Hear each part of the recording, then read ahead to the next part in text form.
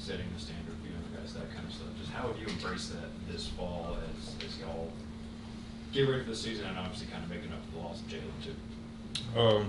Really just taking it and ran a full head of steam with it. Me, Nas, and Warren, like we talk about it privately. Like we know that we have to be the vocal point of our defensive line and defensive front. And we talked about it all camp. Talked about it going into the season, and it's just a thing that we all pride ourselves on. We know it's a big thing that we got to take on. Ron, how do you feel like fall camp went for you, and what do you sort of envision your role being on this defensive line this year? I had a very productive fall camp. I feel like I was very good in my leadership. It was very tough times, a lot of hot days. So that was the guy that was trying to get everybody through and push the guys and tell them, hey, just win this situation, win that situation. If it was third down, 2 minute, things like that. And I really prided myself on that this camp, and I feel like I got better at that. So I feel like it's going to take us a long way throughout the season. Zion, you go up against this offensive line every day, and there are many moving parts to it. But just what makes this group great this year? Just the maulers that we got up front, and it's just not even just our first group, second group as well. Our first two or three groups can go to any school in the country and play. I feel like, and that's what we pride ourselves on here at the University of Georgia. If a guy goes down, next guy got to be able to step up. So we really believe and pride ourselves on that. Zion, how big has Trey Scott been for your development, and what's the biggest thing that stands out about him to you as a coach? He's been huge for me. He's done things for me like outside of football, just like a mental and mindset type of thing. Just helped me attack my everyday life. Just giving me knowledge, giving me tools, just to be able to navigate my way through tough situations, whether it's school, life, football. He's been a great pillar in my life these past 4 to 5 years. What's been the biggest thing that's kept you patient for your opportunity here? Just not wanting to be that guy who's 10, 15 years down the road said I could have been this. I just always waited my turn, and it's getting greater for me. And I know this season is what I really need to put myself in that next position to get to the next level. And as well as some other guys on this team like Dan Jackson, he's waited his time even with injuries. Guys like Nyland Green, he's waited his time since he's been here. So the University of Georgia does that. Like if you're not ready, we're going to develop you, and when your time comes, you got to step up and make plays. You've been on some great defenses here the last few years. What's the potential this one? If we stick to what we do, stick to who we are, this defense can do some unbelievable things. We're very tight knit. We're very tight knit defense as any other year.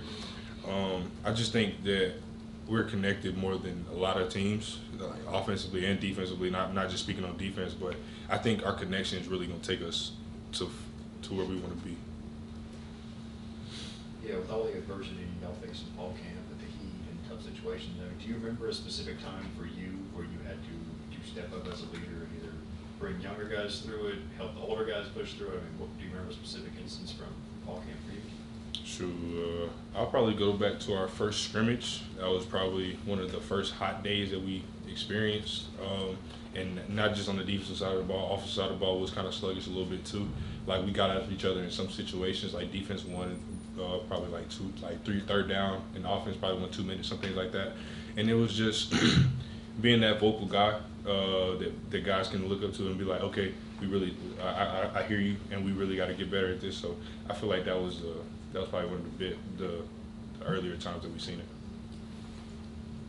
Don, a couple of days into game week, just what has practice been like? What's the energy been around the team knowing, or a few days away from going out and hitting somebody else? Game prep has been great. Coach Smart came in on Monday, and he was like, practice for game week versus from a fall camp practice is two different things, and guys got to lock in. It's time for the foolishness, time for the silliness to go out the door. You got to come in with a workman's attitude, hard hat, and lunch pill.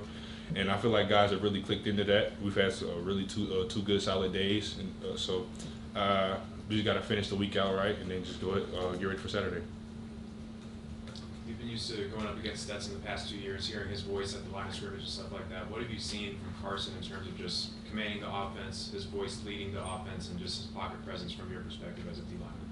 So honestly, I've heard Carson command even when he wasn't the starter because, like I said, we get guys ready for any situation. Like Stetson could have went down, Carson had to be that guy to be ready to play. So I've heard him command our offense for the past year and a half, and he's stepping into it just like he's always been there. So, and I'm just ready to see him go out and do it on Saturdays. Curry said he announced in the team meeting before practice today that Kyrus made the Titans roster.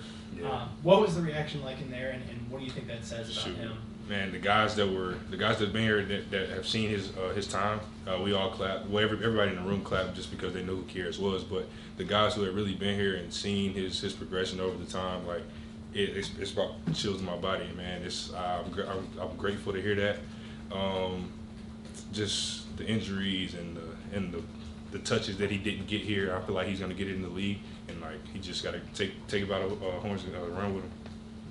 How reassuring are stories like Kyrus's, or like Trayvon Walker's even, who sat 2 years and then first round draft pick after 1 year? How reassuring are those types of stories to players like you who've waited your turn?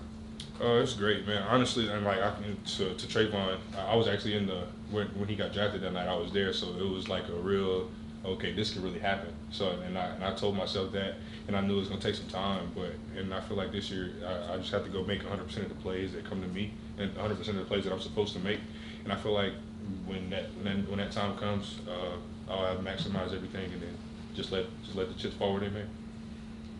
What are your impressions so far of Jordan Hall, and even how far he's come since he first got here to get ready for his freshman year? He's come very far, just as a freshman, learning the defense, getting in shape, getting in playing shape.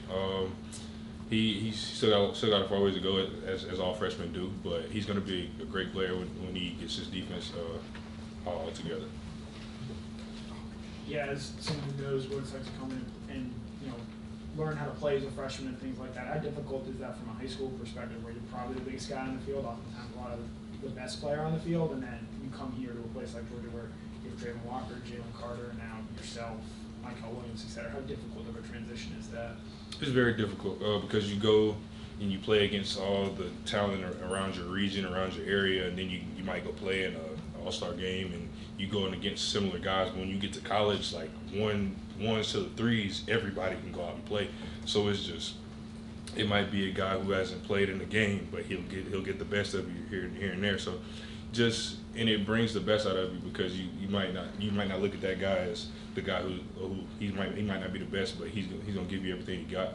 So and it just goes back to the way we prepare. Just everybody has to be ready to play. Everybody got to be ready to go. Any other questions? Okay, thank you. Thanks.